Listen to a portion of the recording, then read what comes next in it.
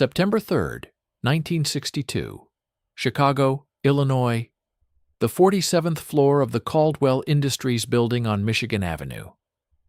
Vivian Cole stepped out of the elevator carrying a leather portfolio, a thermos of coffee she had made at 5 in the morning because she had been too anxious to sleep, and the quiet awareness that today was the first day of the rest of her life, which was the kind of phrase she normally found irritating, but which seemed accurate enough that morning to be worth keeping. She was 23 years old.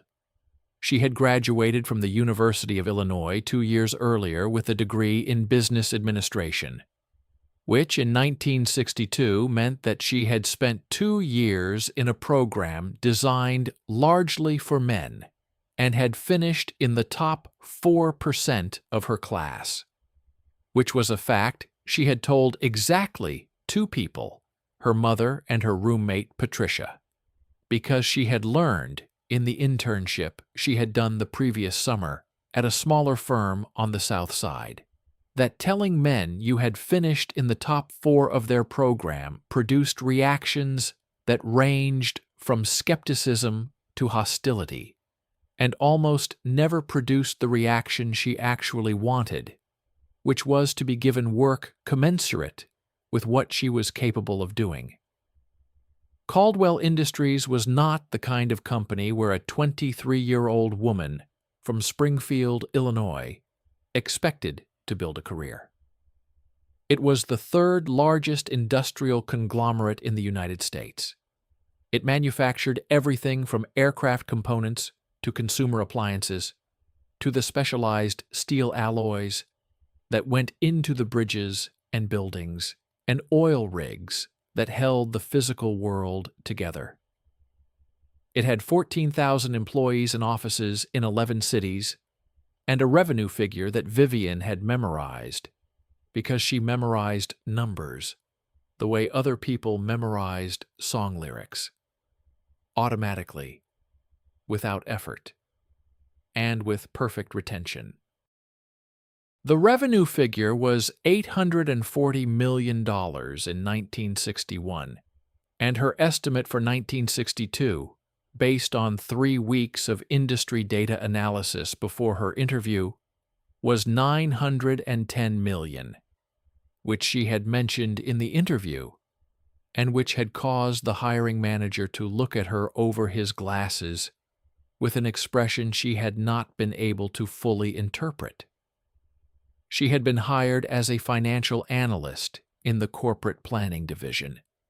Entry level, $62 a week, $12 less than the listed posting. When she asked about the difference, the hiring manager said placement within the range depended on experience. She accepted the $62 because it was Caldwell Industries, and being inside the building was worth more than the $12 at this stage. She knew the difference between a battle and a war. The corporate planning division occupied half of the 31st floor. Her desk was in an open area with 11 others arranged in 2 rows. Her direct supervisor was a man named Gerald Pratt, 34, 6 years with Caldwell, the particular quality of a man who had risen to a comfortable level of authority and decided the comfortable level was the right level. He was not lazy. He worked steadily and produced work that was consistently good enough. He assigned Vivian the quarterly variance reports in her first week and told her to ask if she had questions. She did not ask. She read 8 previous quarters, understood the analytical framework, identified its limitations, and produced a 9th quarter report that used the same framework but added a secondary analysis contextualizing variances against industry benchmarks. Gerald read it and said, "This is good." He said it the way people say things they mean. The problem arrived on the 3rd Monday in September, in the form of a man named Douglas Pierce.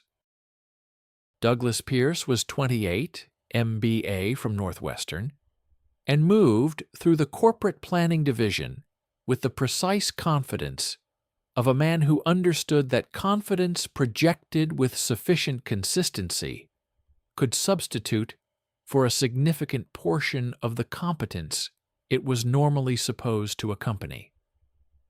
He was not incompetent. This was the thing Vivian was careful about, because it would have been easier if he were. He was capable in the specific way of people who had been taught to present ideas rather than to have them. He knew how to structure a presentation.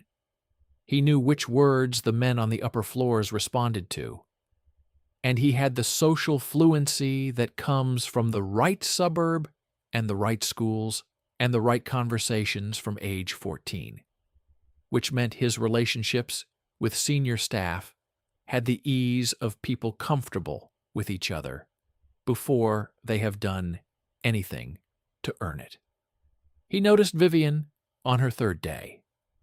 She was at her desk at 7:15, reading a competitor analysis.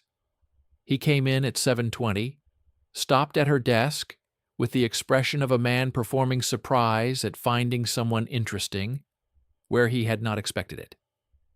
"You are the new one," he said. "Cole, right?" She said yes. He said, "Douglas Pierce." He said it with the weight of a name expecting to be recognized. She said, "I know." He looked at her with a slight recalibration. She returned to the competitor analysis. She had decided before she started how she was going to operate in this building. She was not going to perform accessibility or the variety of interested and approachable she had watched other women perform in professional settings. She had noticed it produced in men a pleasant warmth that did not translate into being taken seriously. She was going to be exactly what she was without performance in either direction, and let the work do what work was supposed to do. Over the following 6 weeks, Douglas Pierce demonstrated a range of behaviors Vivian had encountered before. He interrupted her in meetings with practiced smoothness. He summarized her contributions in ways that attributed to himself the analytical move that made the contribution useful, leaving the listener with the impression that Pierce had provided the framework and Cole the supporting data, when the reality was typically reversed.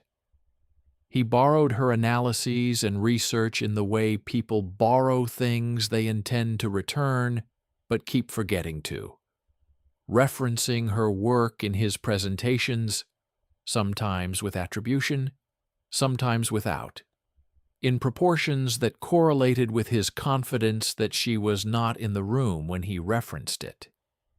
She documented this. Not dramatically, not with the intention of immediate confrontation, but with the systematic patience of someone who understood that evidence was the foundation of any position worth taking. She dated entries. She noted specific instances. She kept copies of every piece of work she produced with her name in the header and a copy sent to Gerald Pratt as standard professional practice, without drawing attention to the fact that she was doing it. The Meridian project arrived in November. The largest single assignment the corporate planning division had received in the fiscal year. A comprehensive analysis of Caldwell's options for its underperforming aerospace components division, either a turnaround opportunity or a divestiture candidate, depending on what the analysis showed.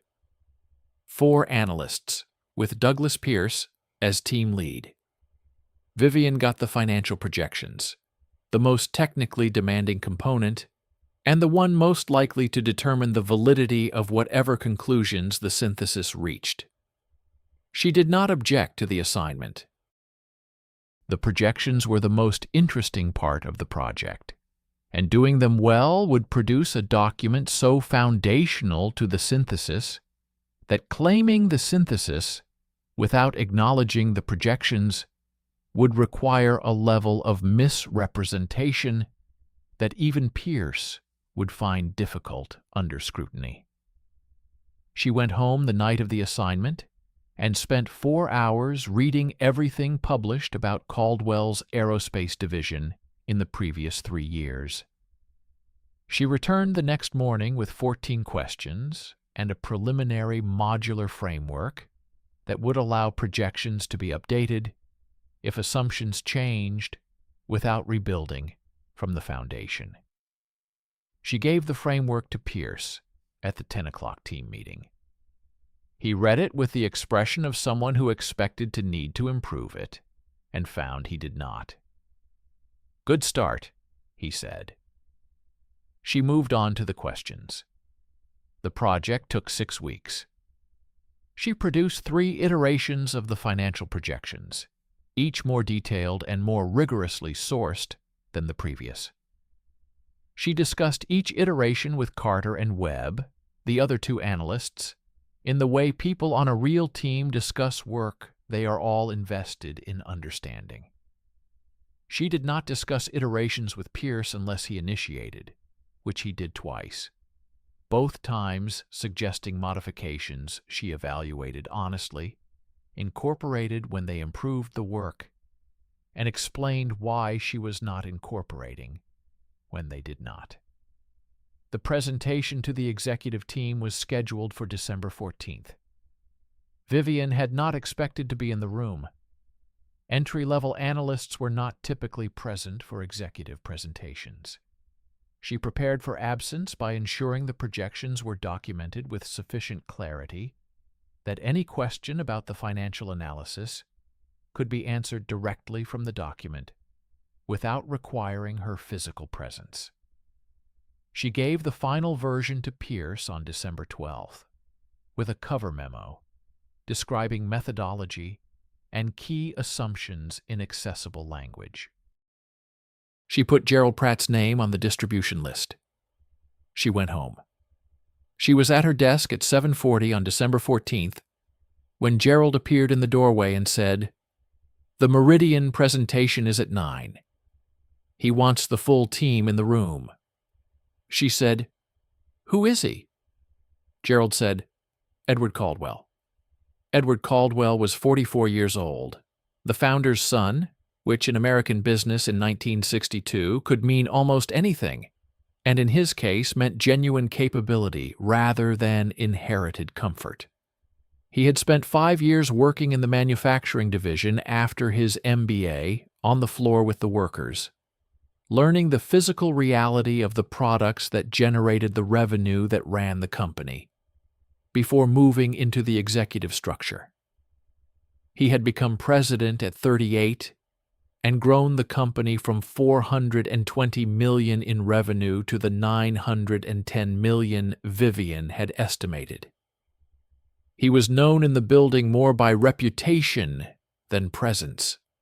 A man who worked with the sustained intensity of someone who understood the company's scale was not a given, but a construction. And constructions required maintenance and intelligence and the willingness to be in the room when difficult questions were being asked. She had seen him twice before, December 14th. Once in the lobby, moving at the pace of someone who had somewhere to be. Once through a glass wall on the 47th floor, standing at the head of a conference table, not sitting, talking to people who were listening the way people listen when they do not want to miss anything. She arrived at the 47th floor conference room at 8:55 with Carter and Webb. Pierce was already there, reviewing his notes with the focused expression of a man about to perform. The executive team arrived at 9. Caldwell arrived at 9:02 and took a seat at the center of one side of the table rather than the head, which she noted as a choice. Pierce began. He was good at this. He had the voice and the pacing and the ability to make a structure of analysis sound like a narrative, which was a skill distinct from building the structure in the first place. He moved through the market analysis and cost data and strategic options with the fluency of a man who had spent 6 weeks digesting material other people had produced and genuinely absorbed it. She gave him credit for this. The absorbing was real work, even if it was not the same as the original work. He reached the financial projections at the 20-minute mark and began describing them in the language of her cover memo. She watched Edward Caldwell's face. He was looking at the chart with complete attention, without performance. He picked up a pen and wrote something. Then he raised his hand, quietly, the gesture of someone with a question. Pierce stopped. Caldwell said, "The discount rate in the base case. How did you arrive at it?" Pierce looked at the chart. He looked at it with the expression of a man who had absorbed a document thoroughly enough to present it, but not thoroughly enough to rebuild it from the foundation on demand. She knew what he was going to say before he said it. He turned to the table. Cole built the financial model. He said it smoothly, with the ease of a man using a move he had used before, attributing the question to the person who had done the work as though the attribution were a courtesy rather than an acknowledgment of limitation. "Cole," Caldwell said. He looked at her. He said it without emphasis. He said it the way people say the names of people they are genuinely asking. She looked at the chart. She had spent 6 weeks building this model and could rebuild it in her head in 4 seconds. She said, "The base case uses a 7.5% discount rate. That reflects Caldwell's current weighted average cost of capital, adjusted for the risk premium specific to the aerospace components segment, which I calculated using a comparable company analysis against 5 publicly traded aerospace suppliers. The alternative cases use 8.5 and 9.5 to bracket uncertainty around the risk premium, since the segment has limited public comparables, and the range of credible estimates is wider than it would be for a more established market." Caldwell looked at her while she spoke. He did not look away. When she finished, he said, "What drove the choice of those 5 comparables?" She told him. He wrote something. He said, "The assumption about federal contract renewal rates in years 3 and 4. She said, "I used a 15% growth assumption in the base case, conservative relative to the historical average of 22%, but reflecting the current political environment and uncertainty around the defense budget cycle." He looked at the chart, then back at her. "Who are you?" he said, not rudely, with genuine curiosity. "I am a financial analyst in corporate planning," she said. He said, "How long have you been here?" She said, 3 months. He looked at Pierce, and then back at her, and wrote something that took longer than the previous notes. She did not try to read it. She knew what she had just shown in this room. She knew what it meant, and what it was worth, and what it would produce, and she was patient. The meeting ended 40 minutes later. Caldwell thanked the team. He said the analysis was the most thorough the aerospace division had received in 3 years. He said it to the table, but he looked at Vivian when he said it. Pierce walked out looking like a man who had given a good performance and was processing the realization that it had been upstaged by something not part of his plan. Gerald Pratt said nothing until the following morning. Then he stopped at her desk and said, "I want to give you the lead on the Henderson acquisition analysis, 3 levels above what entry-level analysts were typically assigned. She said she would be glad to do it. Pierce shifted his approach after December 14th. The smooth appropriation of credit was no longer available in the same form because the executive team had a direct impression of where the analytical capability lived. He shifted to diminishment, not dramatic, not quotable, but the ambient kind that operates through accumulated small actions. The slightly too long pause before acknowledging her contribution, the introduction of her work as promising rather than solid, the gentle suggestions in group settings that her conclusions might benefit from a second opinion, delivered in a tone of collegial concern that positioned him as the person ensuring quality rather than the person questioning her capability. She documented this too. The folder was thick by January. She was not angry. She had decided around age 19 that anger was a resource she needed to manage carefully because it was finite, and the situations that could consume it were not. She was genuinely patient in the way of someone who has a long-term plan and understands it requires sustained execution rather than reactive responses to short-term provocations. The plan was to be undeniable, to build relationships based on the actual quality of the work, to wait for the moment when the accumulated record was too large and too well documented to be minimized, and to be ready. The Henderson acquisition analysis was the first project she led. She structured it the way she had structured the projections: modular, documented, every assumption sourced, and every conclusion traceable. She brought Carter in as secondary analyst because Carter was good and because good work made the work better. The analysis ran to 60 pages plus appendices and was completed 2 weeks ahead of schedule. She gave it to Gerald on a Thursday. He read it over the weekend.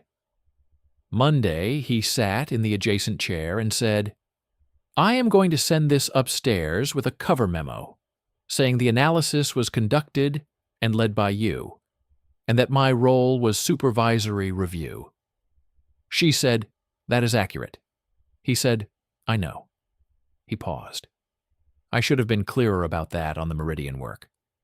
She received this without performance of either gratitude or absolution. She said, "I appreciate you saying that." He nodded and left. The Henderson memo reached the 47th floor on a Tuesday. On Thursday, Grace Henning, Edward Caldwell's executive assistant, called Gerald's office and said Mr. Caldwell would like the analyst who led the Henderson work to present findings to the executive team the following week. She spent 3 evenings preparing a presentation designed to answer the questions the executive team would have after reading the analysis, not the questions a first reader would have. She thought about Caldwell's questions in the Meridian meeting, the way he had gone directly to the assumptions carrying the most uncertainty. She built the presentation accordingly.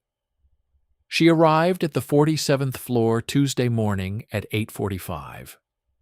Caldwell arrived at 9:02 and took the same seat as before, center of the table. She began at 9:05 and spoke for 20 minutes without interruption. Then the questions started.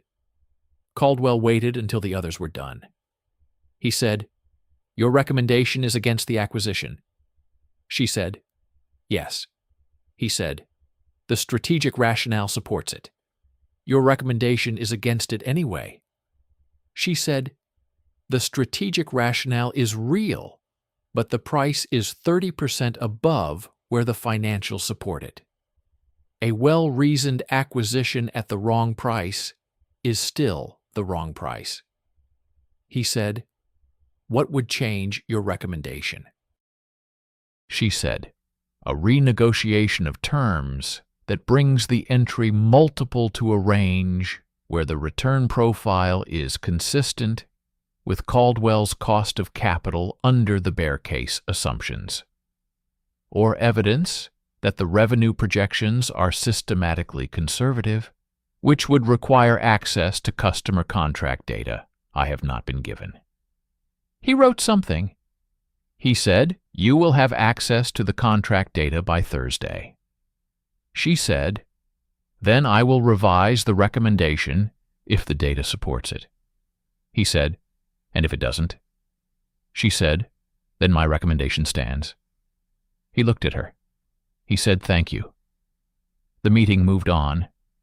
She saw him in the elevator on a Friday in February. He was coming in as she was going up. The doors opened on 22 and he stepped in. He said, "The Henderson recommendation was right.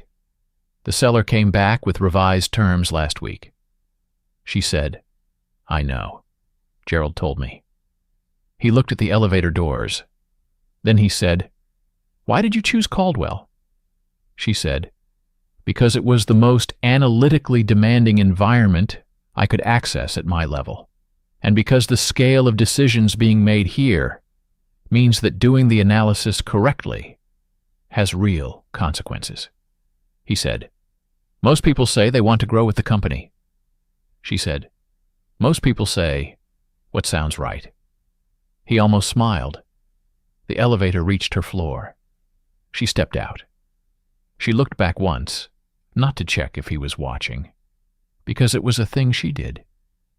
He was. Douglas Pierce made his significant mistake in March. The mistake was the kind people make when they have underestimated someone long enough that they have stopped adjusting their estimate, and the gap between their estimate and reality has grown wide enough to walk through. He was presenting a competitive landscape analysis at the monthly planning meeting, a piece of work, formerly his, that incorporated 3 data sets she had developed and shared with the team in the ordinary way. He presented those data sets as his own work. He did not do it with elaborate misrepresentation. He did it in the smooth, ambient way he had always done it, the way that relied on the listener not being in a position to know the difference. The listener that morning was Edward Caldwell. Caldwell was not scheduled to be at the monthly planning meeting. He appeared at 9:15 and took a chair at the side of the room, which was what he did when he was observing rather than participating. Pierce saw him and adjusted his presentation posture. He reached the market segmentation data, the third of Vivian's data sets, and said, "The segmentation model I developed for this analysis." She was at the table. She did not look up. She made a note on her copy. She dated it. She wrote his exact words. After the meeting, Carter stopped next to her in the hallway. He said quietly, "He does this." She said, "I know." Carter said, "How long have you been documenting it?" She said, "Since September." Carter was quiet. Then he said, "I will add mine to yours if you need it." She said, "I appreciate that." She meant it. Gerald submitted her name for a new senior analyst role the company was creating in a reorganization. He also submitted a separate memo about the attribution question in the team, based on what he had observed and what she had documented and what Carter had corroborated. She did not know what happened in the 2 weeks between Gerald's submission and the decision. She knew Caldwell was involved because Grace Henning called Gerald twice, and Gerald's expression after the calls was careful in the way that careful expressions are, when the outcome is not yet certain. But the weight of consideration is appropriate to the decision being made.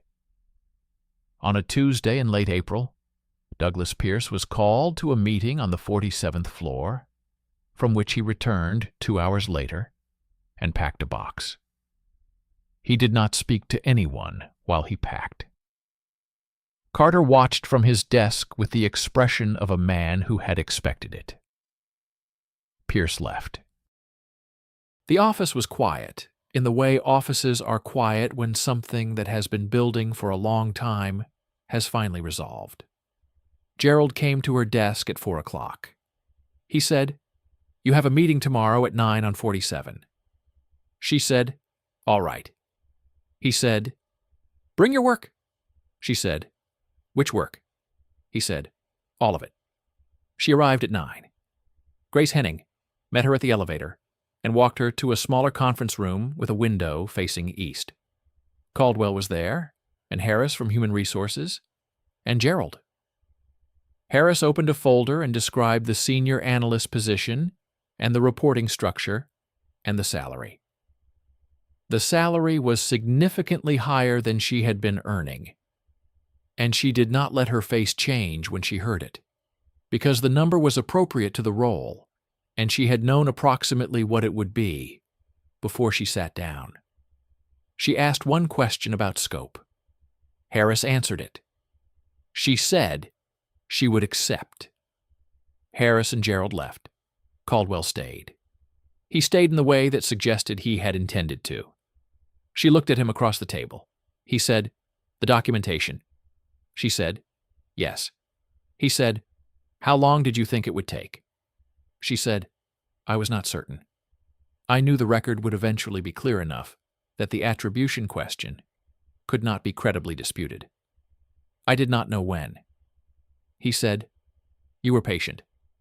She said, "I was working." He looked at the window. He said, "The segmentation model in the March meeting. I recognized it as yours." She looked at him. "From the Henderson analysis," he said. "The methodology is distinctive."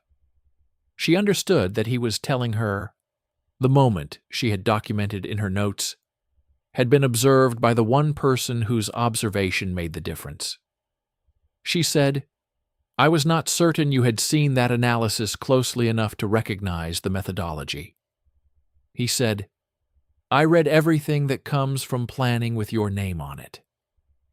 She looked at the table, then at him. She said, "Why?" He looked at the window, then back at her, with the expression she had been trying to categorize since the elevator in February. He said, "Because it is the best analysis in the division." She said, "That is a professional reason." He said, "Yes." He paused. "It is not the only reason." She held his gaze for a moment. She said, "I want the work to be established first." He said, "I know." She said, "I am not saying no." He said, "I know that too." She said, "Give me 6 months." He said, "All right." She stood. She picked up her folder. At the door, she turned and said, "I am going to do very good work in this role." He said, "I know." She left. The 6 months were the months of her life she would later describe as the time she understood what she was actually capable of, which was different from knowing it, because knowing had always been there, and understanding arrived through the experience of operating at full capacity in an environment that supported it. The senior analyst role gave her scope, direct access to data she had previously needed to request through intermediaries, a seat in rooms she had previously known only from the documents they produced. She used the scope the way she used everything, systematically and without waste. She and Caldwell crossed paths in normal company operations 6 or 7 times during those 6 months. Each time they spoke about work. The conversations were substantive and equal in the way conversations are equal when both people are engaged with the same problem at the same level of interest and capacity. She noticed he never condescended and never deferred, a balance harder to achieve than people who had never tried it understood. She noticed he laughed occasionally, a dry, quick laugh at the gap between how things were supposed to work and how they actually did, a kind of humor she recognized and shared. She noticed that the quality of his attention in conversation was the same as in meetings, complete, without performance. On the last day of October, 6 months to the week after the April meeting, she knocked on his office door at 4:30 in the afternoon. He looked up.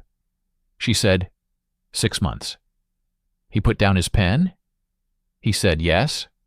She said, I would like to have dinner. He said, tonight. She said, tonight. He said, give me 20 minutes. She went back to her office and finished what she was working on and put on her coat. He appeared at her door at 4:53. They walked to the elevator. The building was emptying for the evening. They walked out onto Michigan Avenue. The lake was visible at the end of the street, gray and flat under a sky going from blue to dark. She put her hands in her pockets. He walked beside her. After a block, without discussion, he reached out and she moved her hand from her pocket, and they walked the rest of the way in the manner of two people who have decided something and are no longer deliberating. The dinner lasted 3 hours. They talked about the company and the places they had grown up and what they had wanted when they were younger and the ways in which wanting had changed. He ordered wine, not on the menu, and the waiter brought it without comment.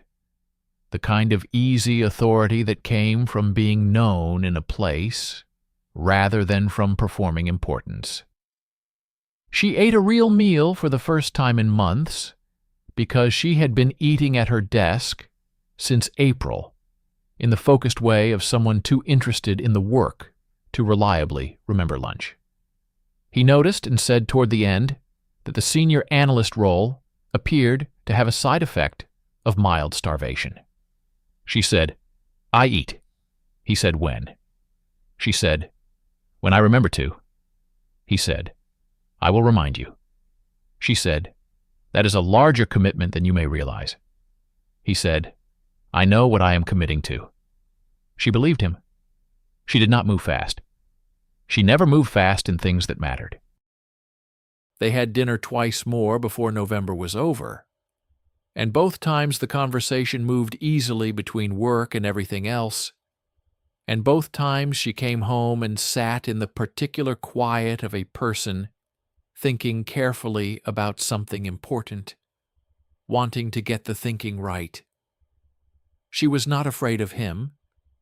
She was being careful in the way she was always careful with things that could not be undone. And careful meant taking the time to understand what she was deciding before she decided it. She understood it by December. She understood it the way she understood a model when the numbers finally resolved into a clean answer, not with uncertainty, but with the recognition that this was the result, and the result was right. She was in love with him in the specific way she did things, fully and without reservation, and with clear-eyed acknowledgement of all the complexity, including the complexity of the professional situation and the complexity of what she wanted from her own life, which included this but was not only this. She held all of it, and found that holding it did not diminish the central fact. It only made the central fact more itself. She told him in December, not in a restaurant or a meeting room, but on the street outside her apartment building on a Sunday afternoon, when they had been walking along the lake for 2 hours in the cold and had run out of things to say that were not the thing. She stopped walking. He stopped beside her. She looked at the lake. She said, I am in love with you. She said it without performance, in the same tone she used when stating conclusions the data fully supported. He was quiet for a moment. She looked at him. His face had the expression she had been watching develop since February, the one that was not professional at all. He said, I know. She said, You know. He said, I have been in love with you since December of last year, in a conference room on the 47th floor, when you told me exactly what you thought of the risk premium, without once checking to see whether I wanted to hear it." She looked at him. She said, "That was before we had spoken." He said, "Yes," she said, "that is a strange thing to fall in love with." He said, "It is the specific thing, being exactly what you are without editing it." For whoever is listening, I have been in buildings full of people who edit themselves for me every day for 15 years. You never did. Not once. She looked at the lake, gray and wide and patient. She turned back to him. She said, "All right." He said, "All right." She said, "That is the answer to the question you have been not asking since October." He almost smiled. He said, "I was going to ask eventually." She said, "I know. I got there first." He said, "You always do." She said, "Yes." She took his arm. They walked back into the city.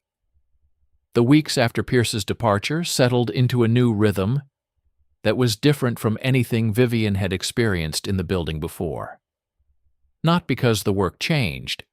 The work was the same work, and she brought the same attention to it she had always brought. But because the space she occupied in the division had shifted in a way that could be felt without being pointed at. Carter and Webb treated her differently, not with deference, but with the particular quality of colleagues who have recalibrated their estimate of someone and are now working from the updated number. The analysts who had been hired after her watched with the careful attention of people who are learning how a place works by watching the people who work in it.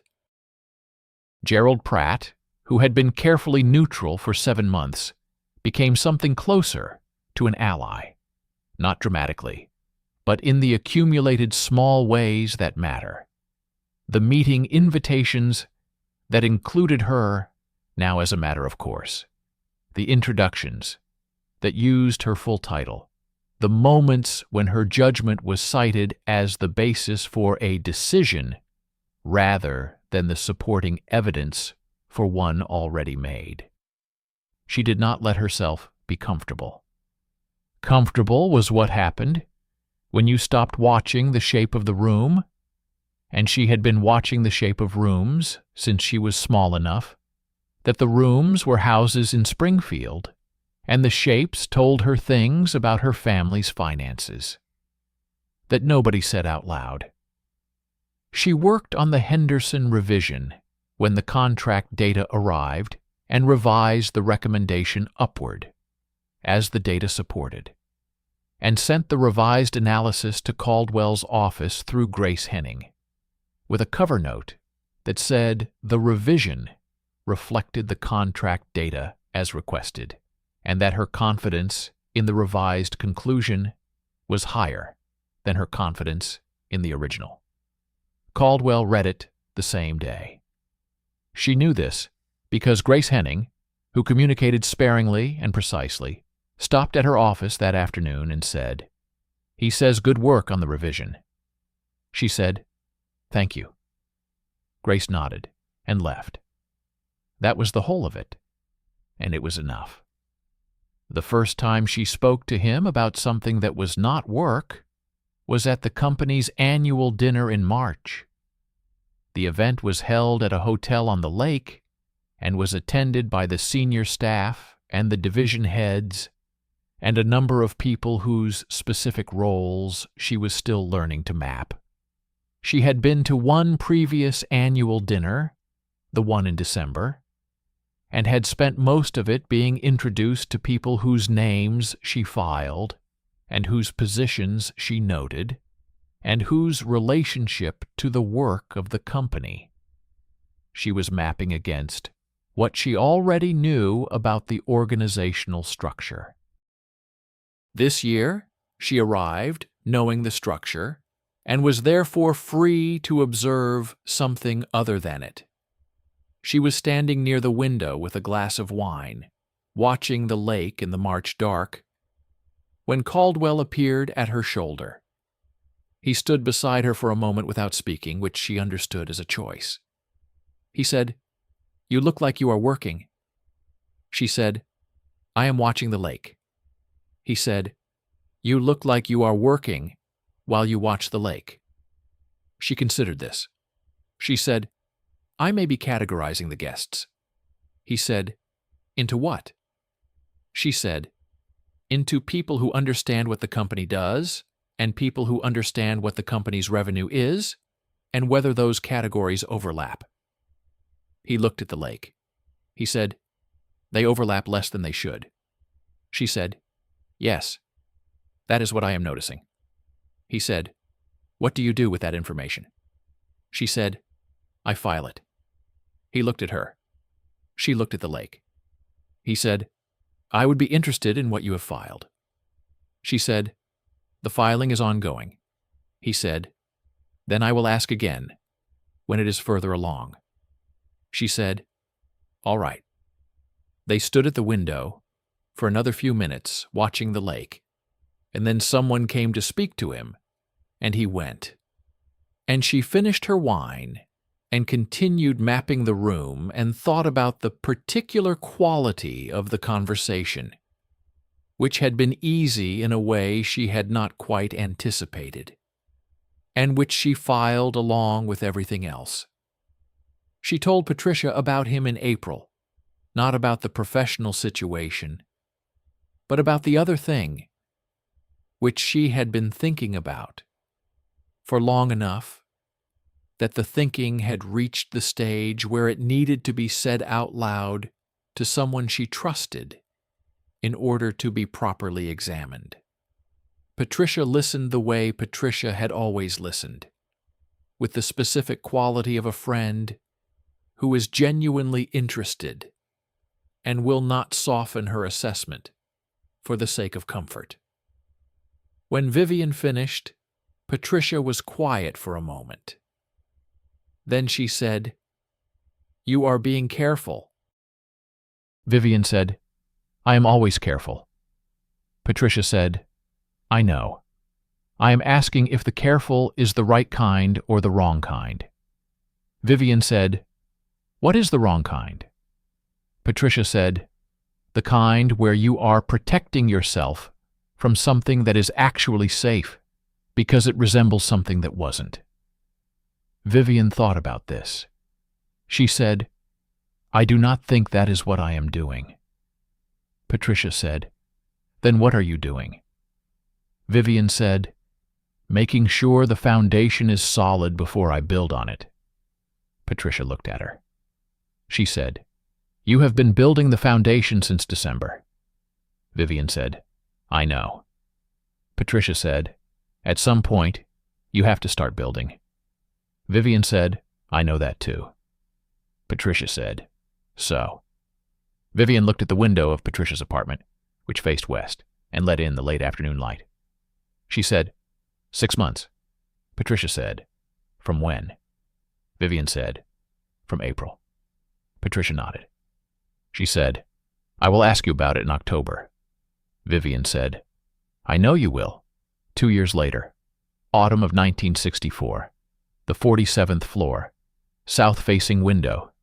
Vivian Cole, who is now Vivian Caldwell, who is now the Vice President of Corporate Strategy, the first woman at that level in the company's history, and the youngest by 11 years, is standing at the window with a cup of coffee she has had for 40 minutes, and not yet drunk, because she has been thinking about the Pacific Division numbers, and has forgotten the coffee is there. The city is doing its morning things below her, the lake flat and gray in October, the color she has come to love, because it is the color of clarity rather than sadness. Edward comes in at 8:15. He stops when he sees her at the window. He has a quality she has come to know, of arriving in a room where she is, and adjusting, not his expression, but some quality of his attention, the way a room adjusts when you open a window. He says, "You have not touched that coffee." She says, "I was thinking." He says, "The Pacific numbers." She says, "Yes." He puts down his briefcase and comes to stand beside her. He says, "What is the problem?" She tells him. He listens. He says, "You already know the answer." She says, "I know two possible answers, and I am trying to determine which one is supported by the available data." He says, "Which do you lean toward?" She says, "The second." He says, "Then build the case for the second and see if it holds." She says, "I have been building it for 3 weeks." He says, "And does it hold?" She says, "Mostly." He says, "Mostly is not good enough for you." She says, "No." He says, "Then keep going." She looks at him. She says, "You are not very comforting." He says, "You have never asked to be comforted. You have asked to be told the truth." She considers this. She says, "That is accurate." He says, "I know what you want." She looks at the lake. She says, "Yes, you do." In the outer office, through the glass wall, the building is filling with people arriving for a Tuesday morning in October 1964. On the credenza behind the desk, there is a photograph in a silver frame, taken at a company event 6 months ago, catching them in a moment between the event and whatever came next, standing close together, in the way of people who have stopped managing the distance between them. She is laughing at something he said. He is looking at her laughing with the expression that is not professional at all. The frame was a gift from Grace Henning, who has seen everything and said little. The note that came with it said, "It is about time." In the corner of the office, in a small chair near the window, their daughter Anna is asleep under a coat that was pressed into service as a blanket. She is 2 years old and has her father's patience and her mother's way of looking at things directly, without the performance of looking. She arrived at the office that morning because the woman who watched her on Tuesdays had a cold, and both her parents had early meetings, and the solution that presented itself was the one they took. This happens occasionally. Grace Henning, who has seen everything, says nothing about it. She simply puts a small bowl of crackers on the credenza near the small chair and goes back to her desk. On the desk, there are 2 folders, both marked with the date, both in Vivian's handwriting. The work continues. It always continues. That is the other thing she loves, the way there is always the next question and the next problem that does not yet have an answer. She has always loved this. She loves it more now because she is doing it in the right room, with the right scope, without editing herself for the comfort of anyone. She finishes the coffee. She opens the first folder. She begins. This story is a work of original fiction. Any resemblance to real persons or companies is coincidental. If this resonated with you, subscribe. New video coming soon.